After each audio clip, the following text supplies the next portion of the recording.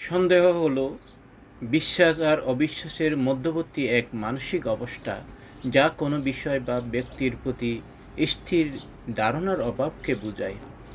এটি একটি দ্বিধারী তলোয়ারের মতো, যার ইতিবাচক এবং নেতিবাচক উভয় দিক রয়েছে। একদিকে ভিত্তিহীন সন্দেহ সম্পর্কের মধ্যে পাথর ধরায় এবং বিশ্বাসকে নষ্ট করে দেয়। এটি মানসিক শান্তি কেড়ে নেয় এবং আত্মবিশ্বাসে আঘাত হানে।